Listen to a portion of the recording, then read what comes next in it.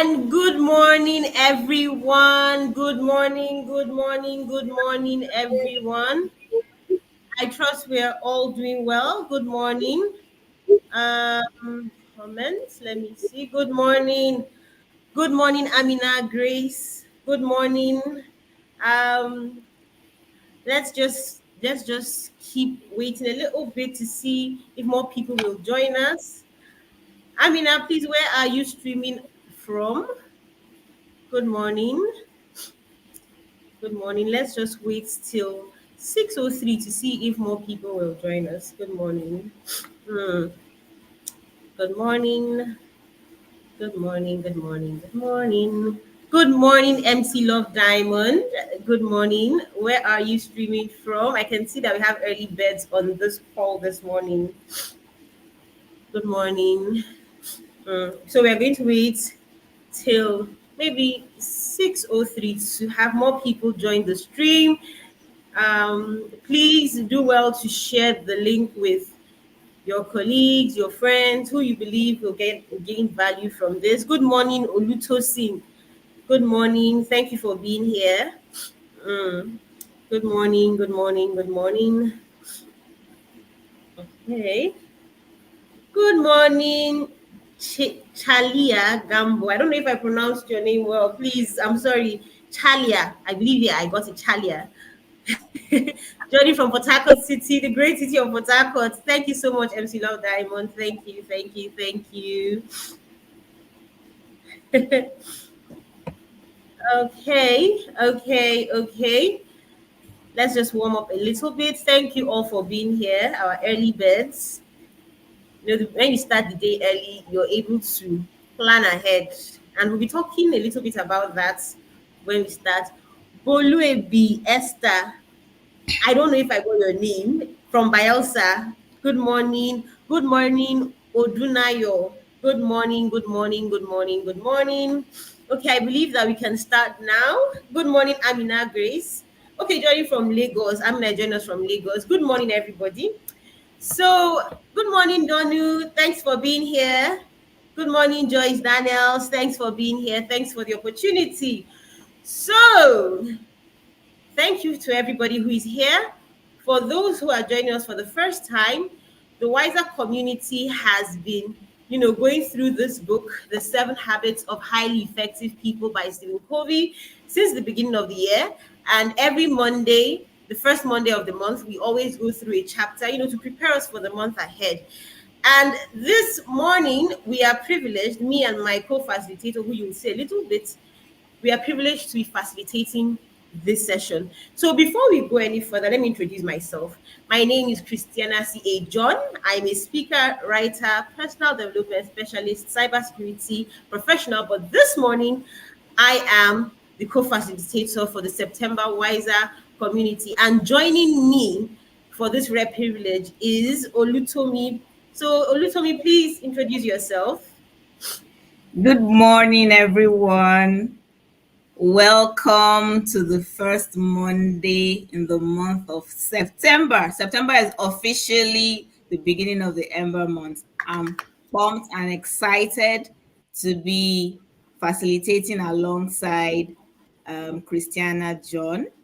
I am a public health physician and I am based in the city of Abuja. It's nice to see all of us who have joined in, and we'll be taking us through the 7 habits of highly effective people. We'll be looking at chapter 7, which is sharpening the saw. So it's going to be, we'll be gisting. Christiana and I will be gisting. So relax. I hope you have either a cup of water, you have coffee, or you have tea. I have water here. What are you drinking this morning? So, Christiana, Yes, what do you yes, to me. think about the concepts of sharpening the saw? Okay, so before I read the book, what just stood out to me was preparing for what you want, right? Sharpening the saw is preparing for what you want. So I think many of us are familiar with the analogy of, you know, seeing somebody trying to cut down a tree with a blunt saw. And if you see such a person, I'm sure it will be like, this person, do you have sense at all? Why are you doing that? But unfortunately, many of us, we attempt to approach life with blunt saws, not not preparing ourselves for what we want. I mean, if we know that we have an exam, we prepare for the exam, isn't it? If we know that we want something, we want to eat, we prepare the food. So the whole idea of sharpening the saw for me is preparation. We've gone through the first six habits, so preparing now for the life we want, preparing to be the effective person we want to be. So that's basically what I understand from the concept sharpening the saw. And still on that note, let me ask you a question. Okay. In the books that Stephen Covey talks about, the four dimensions that we're supposed to balance in order to, live a fulfilled and effective life. He talks about the physical dimension, he talks about the spiritual dimension, he talks about the mental dimension and the emotional stroke social dimension. So Tommy, given that you are a public health physician, I want to ask you, could you take us a little bit on the physical dimension, and why it's important for us to be physically fit and all that, if you don't mind. And I don't mind. I don't mind at all. That's why we're here. So, yes, the physical dimension looks at our bodies. Okay, what we can see, the physicality, our bodies. So, the physical dimension looks at how we treat our body right, how we take care of our bodies. So, it looks at things like eating right, having enough rest and relaxation, exercising, things that nourish our bodies. So I'd like to pause here and ask, when was the last time, and this is to our audience, when was the last time you exercised? And what kind of exercise was it? When was the last time you exercised? I'm waiting to see our comments. And when and what kind of exercise was it? I'm waiting. We're waiting. Okay, so We're whilst they are waiting. giving All their right. comments, let me answer. While we're Let me waiting. answer. Okay. All right. You can go on. I think the last time I exercised was this morning whilst I was waiting for this streaming. Maybe it was anxiety, I don't know, but I was just walking in one position. Should be that counts for exercising, Avi. It does. It does. It does. Okay. Okay, JD says we on have some Friday responses. aerobics. She says on Friday aerobics. Yay. You Olutosi says ages 4 months ago. Yoga. ah Okay. All right. All right. So it's important. Exercising, eating right, rest and relaxation are all very important. And once we hear exercise, we are, oh, I have to go to the gym, I have to buy sportswear. It doesn't have to be that serious. It doesn't have to be that expensive. It doesn't have to be that difficult, but can be very simple.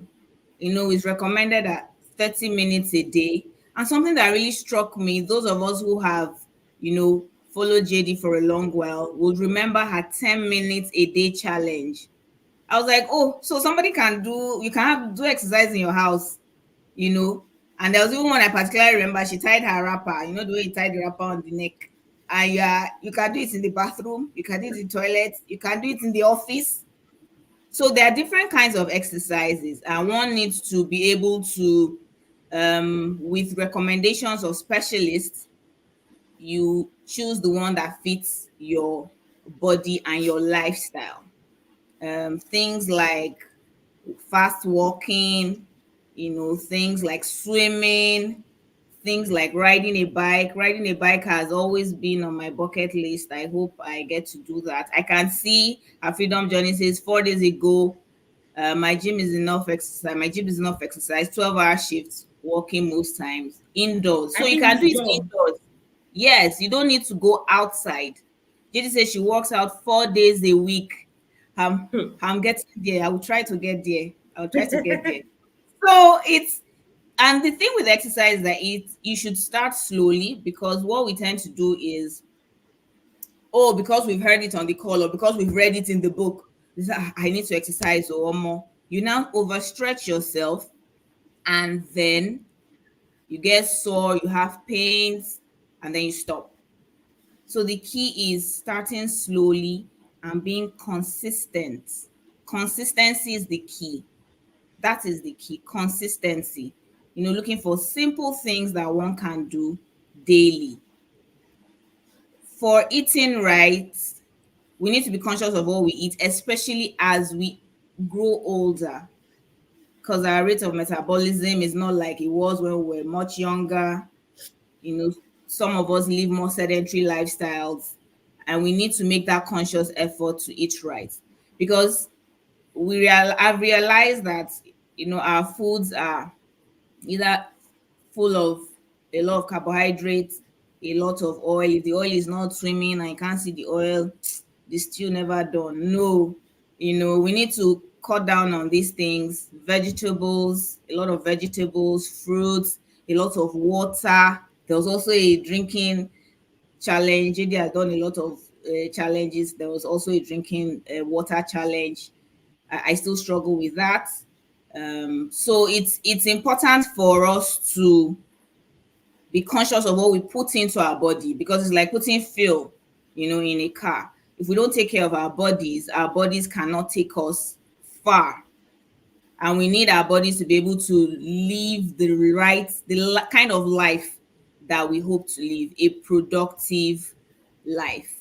We need to rest. We need to take out time to relax when things are getting too much, when they're overwhelming. We need to take a step back and Mm. just relax. Then that is how we are revived and we rejuvenate our bodies. So these are a few things that we can do to improve on the physical dimension. And like I said, the key is consistency, step by step, baby steps every day.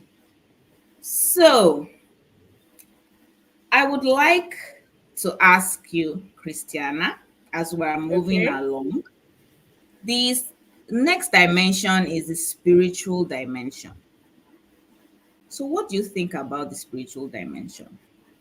Okay, so before I talk about, I think I just want to emphasize why it's important not to start an exercise intensely. When you were saying it, I was just laughing in my mind. So I believe it was this year or last year, I can't remember. I hadn't exercised in a very long time, and you see all these YouTube people. I went to YouTube to go and look for beginner friendly exercise, and the beginner friendly exercise I saw was squatting. I went to go and I think I was flexible. I went to go and squat 10 times. It told me I could not walk. For one You week, my couldn't legs move. were sore. Oh Lord. I had to move now, but it was painful. So hey, they say no, a word is enough for the wise. Please do not be like me. Do not start in a hurry. Right.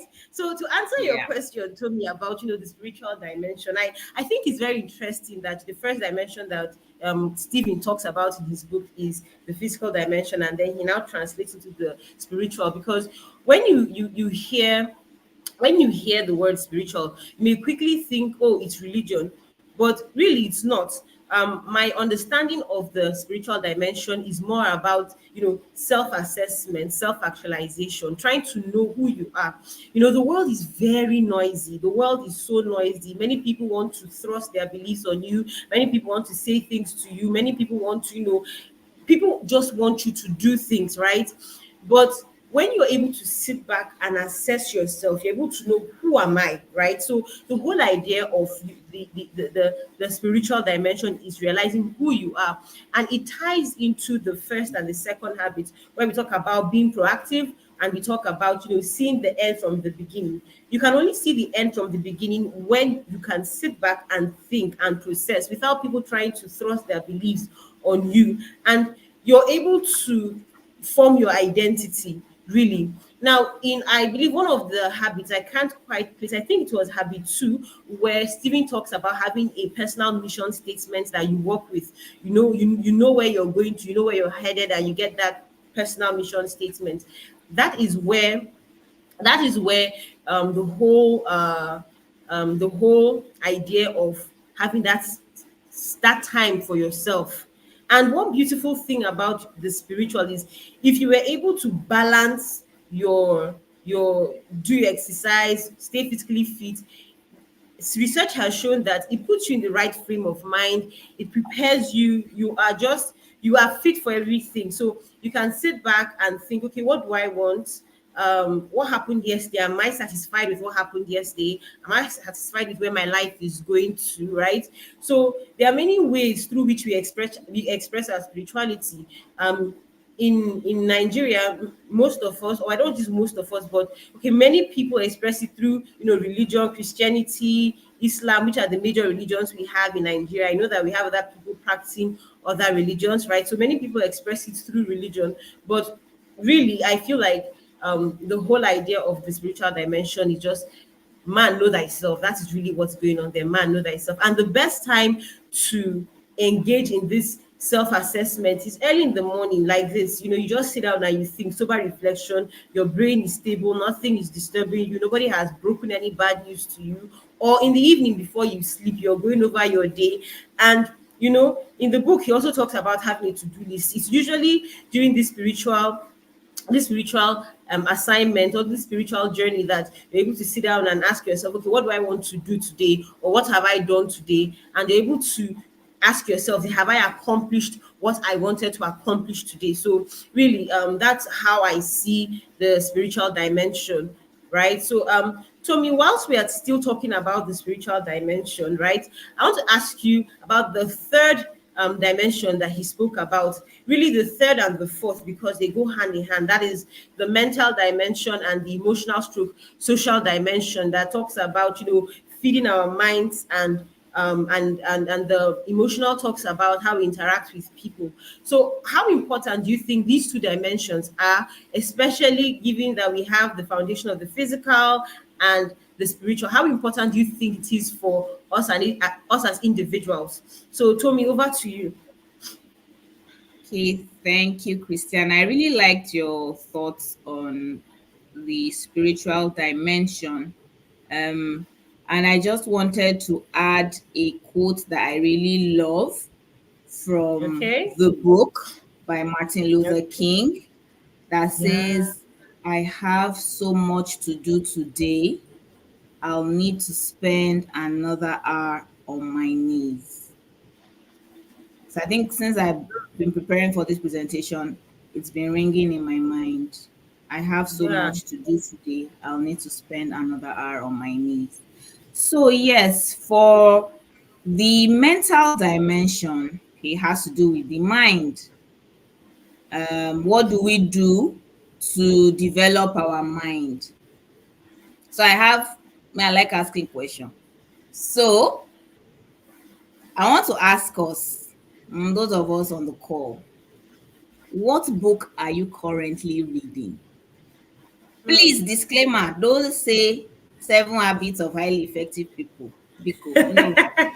What book are you currently reading? I like to see our answers. I'll tell you mine, so it's not as if I'm doing Ojoro. I'm currently reading Think and Grow Rich by Napoleon Hill. So, Hmm. what book are you currently Hmm. reading?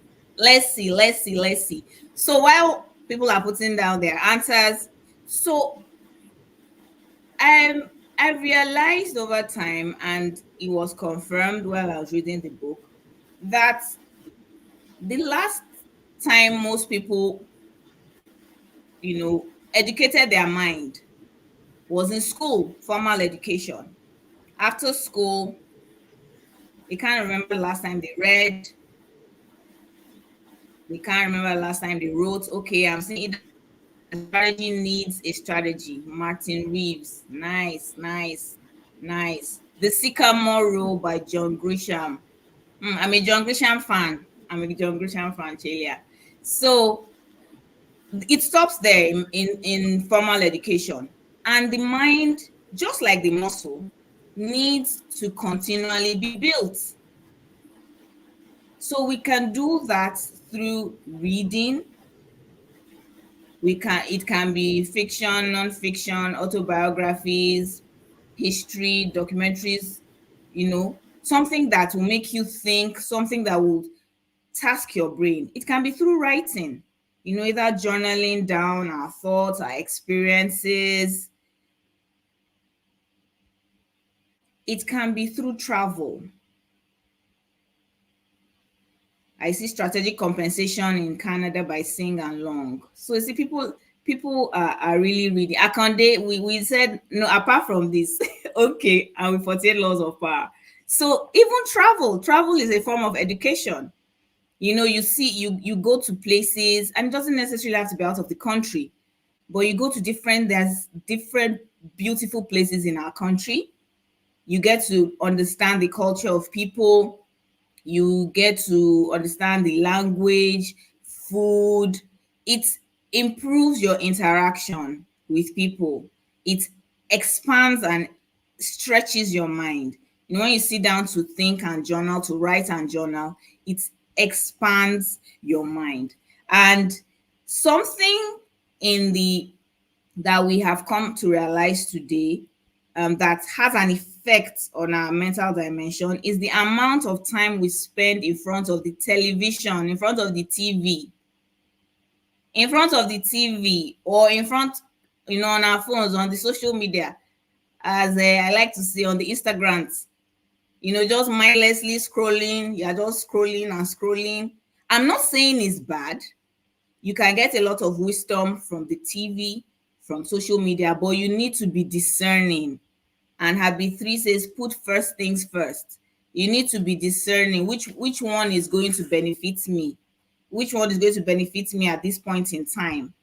There are educational programs that one can watch, to build up your mind. Because the book says they realize that people spend a lot of time, maybe even more, 40 hours or more hours in a week, just mindlessly watching the television. And it tends to subconsciously influence our thoughts, the way we speak, and even the things we do if we don't watch it. So it's important for us to jealously guard this aspect. It said that if we give out 1 hour a day, to look at our physical, spiritual, and mental dimension, we pour into these 3 dimensions, is our daily private victories. And these are daily private victories feed into our public victories. So, and it requires us to be proactive, and being proactive is looking at habit 1. So that the mental dimension cannot be overemphasized. Moving on to the social dimension and emotional dimension. But I'll stop there first. Let me see. Find Your Why by Simon Sinek. Okay, The Light We Carry by Michelle Obama. Oh, someone says, I'm not reading any at the moment. I listen to personal development and spiritual growth podcasts and sermons, and I read my Bible daily. That is really nice. Bridge to Haven by Francine Rivers. O'Shea, we have readers in the house. That is really nice. Christiana, did I ask you the book you are currently reading? No, you didn't. You So didn't. And I was currently happy. reading? Oh, you did not escape. What are you currently reading? Or writing? Okay. Or Okay. have you traveled recently? So currently what I'm writing are exams, but what I'm reading this period is this book, Key Person of Influence by Daniel Priestley. It's a really nice book. It's not popular, but it's really nice and effective. Okay. Yeah, if you want to get into the inner circle of any industry you're working in, right? You should read that book, because according to him, opportunities run in circles. And for you to get into that circle, you need someone to open the door for you. But for someone to open the door for you, you need to show them beyond words and beyond action that you are ready for the next level in your career. So that's the book I'm reading. All right, nice one, nice one. So the book tells us that once you develop your mind, it tends to affect the other aspects because your mind, you're at peace with yourself, your confidence is built, you're more self-aware, you're more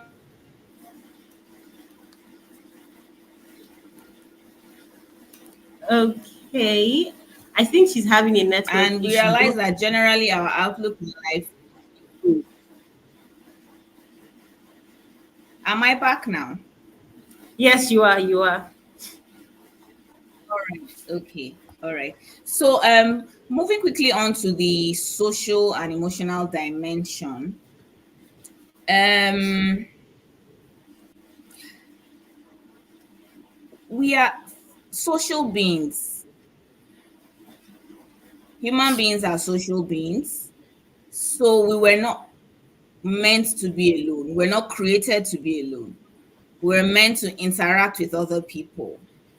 So we interact at every minute of the day, be it with our siblings. I still just spoke with my sisters and niece last night, be it with our friends, our colleagues, our boss, our subordinates. Interaction is a constant thing. And we cannot um, separate the social aspect from the emotional aspect. And this, that they're like peas in a pod. So we need to work on it. We need to improve on it because, like I said, we our emotions determine how our interactions would go, which way it would go with people. The social and emotional dimension looks at habits 4, 5, and 6. In your mind, when you're interacting with people, you're thinking win-win. It shouldn't always be an either or situation, or a lose or win. No, I have to lose for you to win, or I have to win for you to lose. No, we should always think win-win.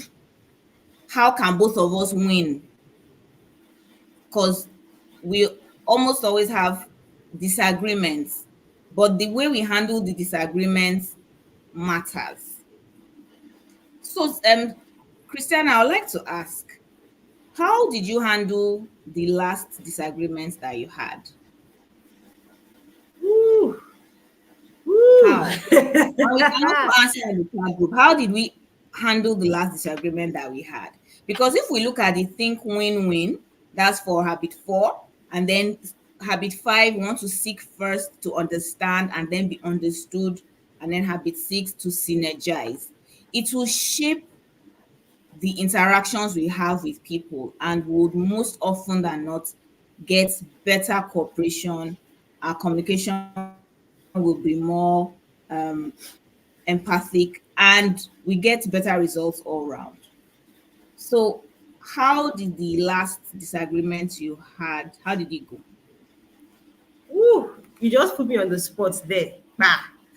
Okay, so to be very honest, my last agreement I think was last week. Yeah, it was last week, and the way I initially handled it, I wasn't really proud. Uh, a supervisor asked me to do something, and I didn't quite get what she asked me to do because it was she was writing, we were chatting, and I misconstrued her words. Ooh, I was so angry, and I didn't hide my anger. Then after that, it was like a brief period. I was reading this book, and I had to call myself back. First, I was filled with shame. Then I now decided, okay, let me try to understand where she is coming from, right? Habit 5, seek to understand before you are understood. So I went back, asked myself, okay, where is she coming from? Firstly, I went back to her and said, I'm really sorry for how I reacted. This is what I felt you were saying. And she was like, no, that's not what she said. That this is what she even felt I was saying. So we both misunderstood ourselves.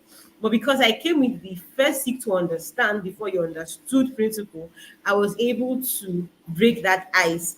Then, we went into the win-win situation. We needed something. We really needed something done for our upcoming event. And one thing that is certain is change. All the plans we had were just falling apart. But because we now approach this with, the third option, where, he talks about, we have the first alternative, which is your alternative, the second alternative, which is the other person's alternative, and then the third alternative, which is you and the person coming together as alternative. So because we decided to come together and think things through together, we're able to come up with a third alternative, and thankfully everything, went as planned. But I'll be lying to you if I tell you that, oh, as soon as I read the book, it was very easy for me to implement. No, it took, consciousness. It took, sitting back to analyze my actions for me to retrace my step. So yeah, that's how I handled my last disagreement. Yeah, I like that. And I'm also learning. The book has a lot of nuggets.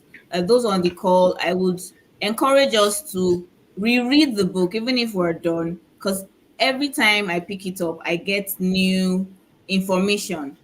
And something else Yeah. the social and mental dimension talked about was, once we can feed that daily, our personal security is improved, our intrinsic security is improved on, and we can do that, through living a life of integrity.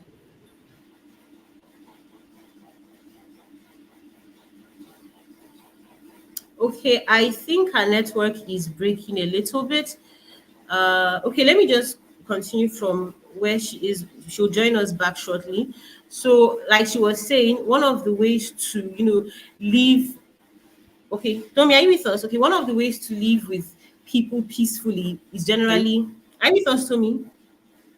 Is generally, to live a life of integrity, to make sure that our word means something, right? Because when you live a life of integrity, there's something that he talks about in the book, where he talks about the emotional bank account you have with people.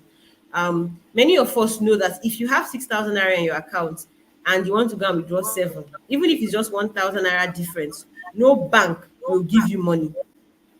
So what that shows is that before you try to withdraw from people, with requests, with anything, you need to first and foremost invest in them. You need to first and foremost deposit something in them, and you do this one way through having a good, track record, being a person of integrity, being a person of upright standing, being a person who is reliable, right? So, Tommy, are you back with us? Can you talk now?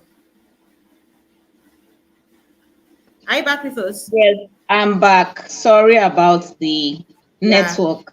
I had to yeah. So, switch. Yes. yeah, I hope I was still in line with what you were about to Yes, say. yes, you were. Yes, you were. Yes, you were. So living a life of integrity, acts of service.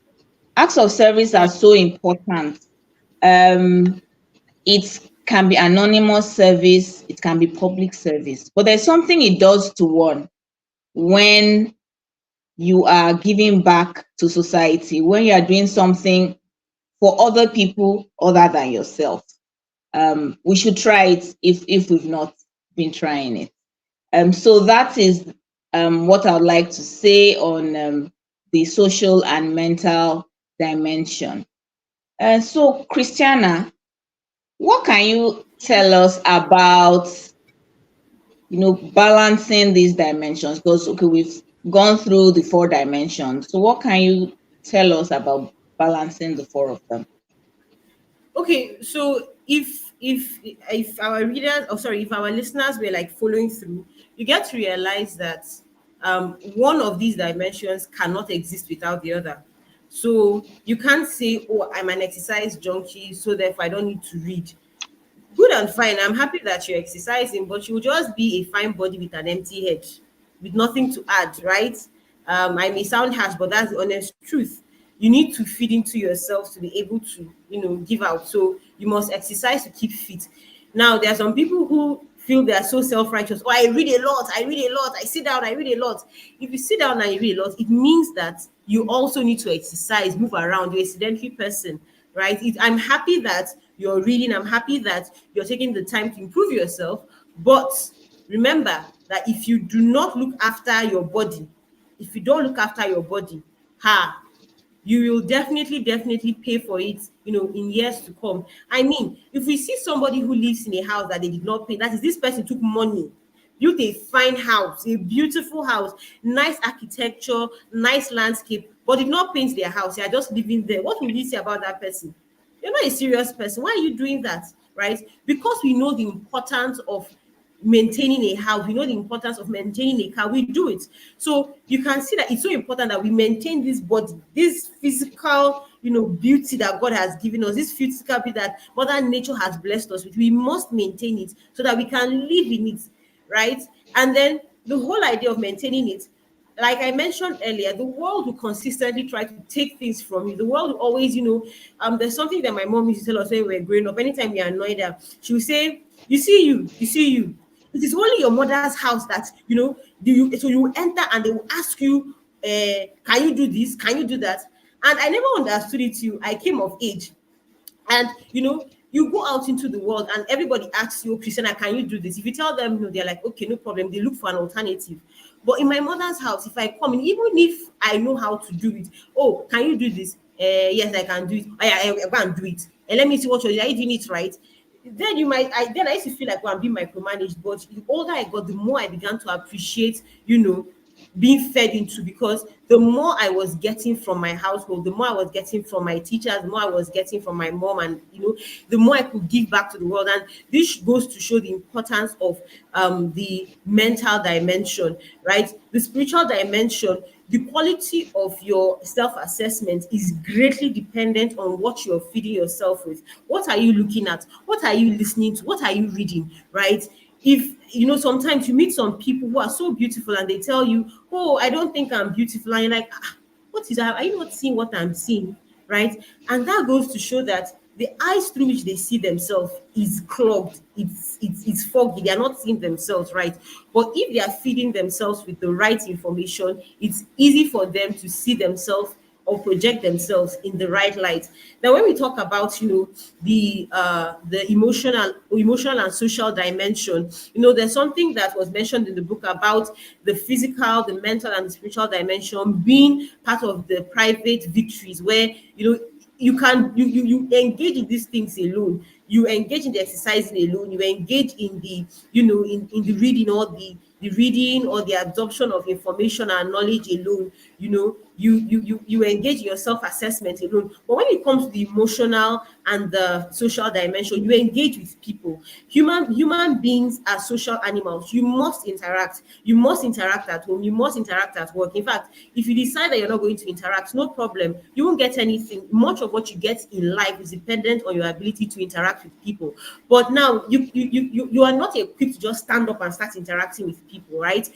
You're supposed to master the art of understanding before you are understood. Master the art of negotiating a win-win situation. Because if you decide, oh yeah, oh, I want to, every time I want to go, the win-lose route where I'm always winning, you're always losing. You're a narcissist. Nobody wants to be around a selfish person who always just wants to take from them and not give back, right? If you now decide, okay, I want to be humble, I don't like trouble, let me take the lose-win situation where you're always losing and people are always winning, right?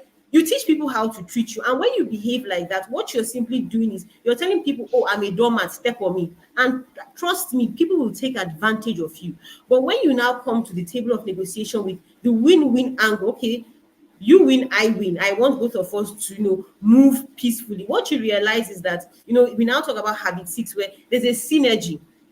There's a synergy because I'm happy with what I've gotten from this negotiation, and you're happy with what you've gotten from the negotiation. So all this goes to show the importance of balancing these 4 dimensions. One cannot exist without the other. So that's basically what I pick up from the whole idea of balancing the dimension. It really makes you an all-round and fulfilled individual, to me, right? So whilst we are still on that, right, let's talk about the whole idea of scripting people, right? Scripting people and putting them, like, influencing them, right? So let me tell you a story. When I was in I believe SS1, right from when I was small, I always said I was going to be a doctor. So there was no negotiation which class I was going to enter, whether it was science or it was art class. I just knew when it was time to pick the class in SS1. I didn't need to call home to say, what class am I going into? Everybody knew I was going into the science class. But there was a problem. I was woefully failing chemistry. And what type of doctor fails chemistry? Tommy, you're a doctor. Did you fail chemistry? Tommy, can you hear me? Okay, I don't think she can hear me. So like, I was woefully failing chemistry my whole SS1. And a new teacher came into the school. All No, right. no, I didn't. Oh, okay, okay. So you can imagine what kind of doctor would I have made. But a new teacher came into the school, and when she came into the school, she approached me differently, right? She was so invested in me, excelling in the subject. She believed in me before I even believed in myself, and she noticed that I had a learning issue, right? And she was so patient with me, and because of the degree of belief she had in me as a student, right? I was I was able to, I just knew that, this woman believes so much in me. I sat down every day. I made it my duty every day to keep reading chemistry. And I remember when it was SS1, SS2 rather, it was SS2 she came, SS2 first term exam. We have assessment and exam. For the assessment, I had 20 over 20. I was so excited. I was so happy. For the exam, I had, I think, 80 over 100 or something. And I was so, so excited, right? And that singular encounter with that woman made me believe in myself. And it affected, how I approach life from that time till now. So why am I telling this story? The next section I want to talk about is about scripting people, right? Many times when we meet people, you meet people, right, in their present, but you're also meeting their past. You're also meeting their future. You don't know, okay, you don't know what's going on with them, and it's so easy to meet them and say, oh, this person is disrespectful, or this person is always angry, or this person is always this. And one thing about human beings is, if you consistently call them bad, eh they don't have any problem, oh. They don't have any reason to prove anything to you. You say, "Bisa, I'm bad." Oh yeah, now let us play the game, right? Let us play the game. So Stephen Covey talks about being a positive scripter. When you meet people, come with the whole idea of there is good in this person. Just believe there is good, and let that person prove to you that, see, oh, I'm a bad person. But on your side, always believe there is good in a person. And when you call out the good in a person, even if people have been calling them bad for years, there's something you do to that person. Oh, everybody has been calling me bad. How come this person now comes and calls me good? What do they see in me? Initially, when you say, oh, you're a good person, right? What happens is that they are doubtful because they've never really been told you are a good person. They've never been told that before, right? So it may come, they may not be quite comfortable with that. But when they realize that you're coming from a pure heart, you really see the good in them, right? It changes a lot about them. And there's a story that is told in the book about, two stories really that's told in the book about a prostitute who everybody called a prostitute. And there was this man that met her and called out the virtue in her. He exalted her. He told her how honorable she is. Imagine calling a prostitute honorable, a prostitute that everybody had, written off. And because of calling out the best in her, she was able to, see the best in herself. And she started playing out the script that was given to her, right? Being a positive scripter, seeing the best in people. Now, another story that's told in the book is about a faulty computer in Britain or so, where the computer categorized the smart students as dull and the dull students as smart. And they didn't know that this issue had gone on. So when they realized what had gone on, they decided to test the students. And when they tested them, they realized that the children that had been prior to that time being classified as dull, their IQ had gone up. And those who had prior to that time been classified as smart, their IQ had dropped, right? And the first question they asked was, what happened here? They now met the teachers, and teachers said that, oh, that when they saw the classification, they told them that these children were smart. And when they realized that the effort they were putting into helping these children wasn't yielding anything, what they did was they had to change their method. And by changing their method, they were able to accommodate these students. So, what that shows us is many times we approach people, especially people we are newly meeting, with an assumption. Can we analyze that assumption? What you assume of a person determines how you interact with the person, and how you interact with the person also determines how they react back to you, right? So the whole idea of scripting somebody or being a positive scripter is about influencing people, to thrive. So, Tommy, okay, you're still with us. So I want to ask, which is like the final section of the book, about, where we talk about the upward spiral and the renewal that takes place. Could you just like put us through the upward spiral? Is it sufficient to, just read this book and believe that, okay, everything is going to play out, or are we, what do they call it, are we expected to do more, if I may put it like that? So, Tommy, over to you. Your mic is muted, Tommy. Your mic is muted. We're expected to do more. We can't just say that, oh, after this session or after reading the book, we're going to say bye bye and expect everything to improve. But it is a renewal process. Like if we see the spiral, it's wound and wound and wound and wound and wound. So it's something that is continuous, something that we need to continue to do. First, yes, we learn about it. We've learned about the different dimensions, the 4 dimensions, their importance, how they interact with one another and improve each other. So we've learned about that. And then the next thing is to commit to doing it. So, for example, we say, okay, I am going to start exercising. Okay, then we put it down. We set our alarms. How many minutes in a day? How many days in a week? And then we do it. So we learn, we commit to it, and then we do it. It is a constant thing. It is a continuous thing. So, for example, I will say, okay, we should select, those of us on the call, we should select one activity, we want to do in the area where we want to develop personally, and then write it down. How do we want to go about it? And at the end of the week, we come back and look at it. Oh, how well did I do?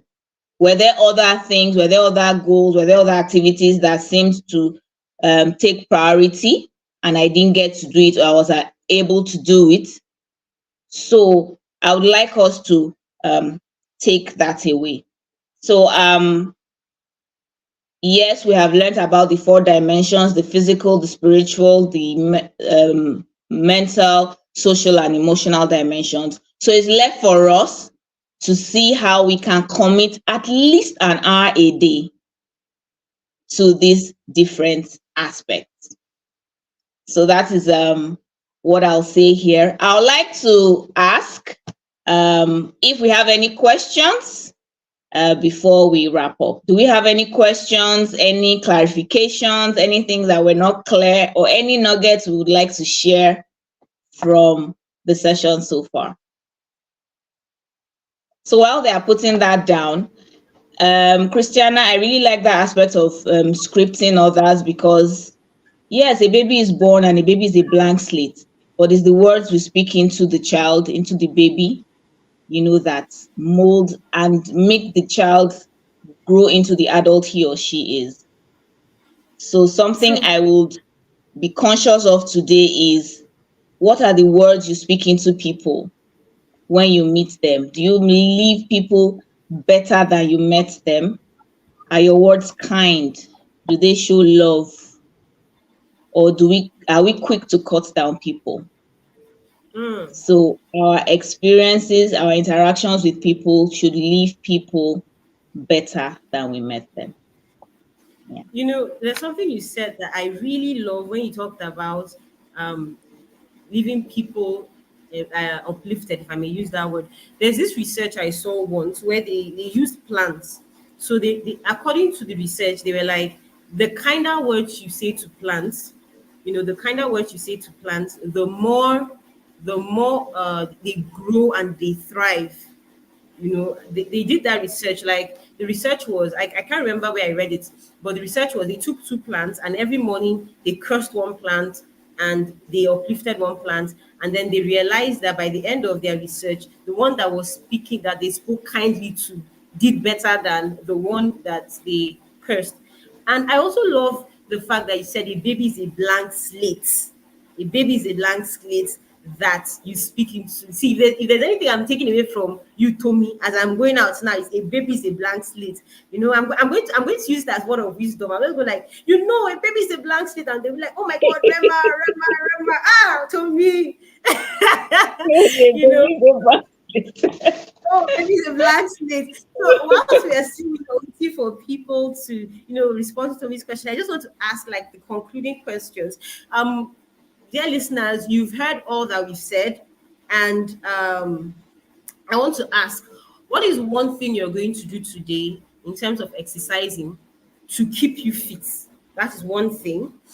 Then, what is one thing you're also going to do, right? One activity to keep your spiritual life growing, to keep you spiritually sound and grounded? What is one activity that you are, you know, going to do, right?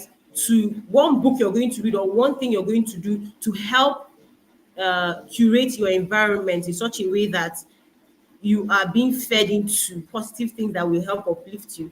And what is one thing you're going to do today to not necessarily today, but moving on to help your interactions with people? So you can either say it here or get a journal and write it down, because the most important thing is not just to say it here, it's about implementing it in your life. And there's something that her freedom journey just said: positive scripting is key, especially when changing jobs, location, and attending social gatherings. I love what you just said here, her I freedom agree. journey. Yeah. I Yeah. completely agree. So I think she's taking this from the angle of, if you don't like what is around you, that is the script you're getting. Change the environment. You're not a tree, Abby. You're Change the not a environment. tree. Yeah. Yeah. So that's just one thing. So those one thing. So Tommy, do you have any final words to say before we hands up? The what I would like to say is, don't ever feel guilty about taking time for yourself. I'm reading that from the book. Don't ever feel guilty about taking time out for yourself. Focus on the quadrant two activities, and the quadrant two activities are activities that are important, but they are not urgent. They are important, but they are not urgent. But these quadrant two activities are the activities that will take us through life, that will sustain our living, that would make us the best versions of ourselves. And I would say lastly that as we become better people, we make better people. So Mm, we should always be kind. Leave people better than you met them after interacting with them. mm. That's Woo, what I'll say. What Tommy. are any last words for Woo, us, Christiana, woo. before we say our Hey. goodbye? As there's always, as we become better people, we make better people. Woo, Tommy, hey, Okay, philosopher. okay. Hands in the air. Oh my God. Whew. Okay, so my final word is simple. It's something that I experienced, and that is, don't feel like, oh, because you've read this, you can just easily implement it. Like there's something that we said as we were ending the book. It was, you learn, you act, you commit. I believe that's how upward spiral. So as we go out into the world, I know, okay, the whole idea is, okay, leave people a better than you met them. Don't allow guilt or shame to prevent you from practicing. Trust me, it's not easy to implement these things immediately. You have to Yes, rescript yourself. You have to yes, be intentional about it, right? Um, so just know that you will make mistakes. At some point, you will navigate into your natural habitat, your natural way of doing things. So yeah, gradually, you will shed off the old ways you did things. So I think my final word is simple: give yourself the grace to grow and learn. Reading the book is one thing, but give yourself the grace to learn, because it is when you give yourself that grace that you can see, you know, the you can yield the fruit of the grace or that learning. So I think that's about it. So thank you so much. Thank you, Tommy, for being a wonderful co-facilitator. I don't think I would have done Thank it any you, better without you. Christiana. Right? Thank you, Thank you so Christiana. much. Thank Thank you. you to our listeners who, tuned in early. I mean, when I put out the link, some people were like, 6 a.m. is too early. But thank you so much for, joining us. Thank you for interacting with us. Thank you to Joyce Daniels and the team for, having that faith in us to be able to execute this. We are beyond grateful. Tommy, Abi, are you not grateful? I am very grateful. Thank you, JD. Thank So you, thank you so Michael. much. Thank you, MC Love You. Diamond. And thank you Thank guys for joining in. Oh, it wouldn't have been nice to speak, to no one. So thank you all. And wishing us so all the best of the rest of the week. And happy new month. Happy new month. I hope that we Happy New we Month. capitalize on what we've learned this period, this short, brief session we've had, right? So bye everyone. Thank you. Bye. Mwah. Okay. I think we can leave.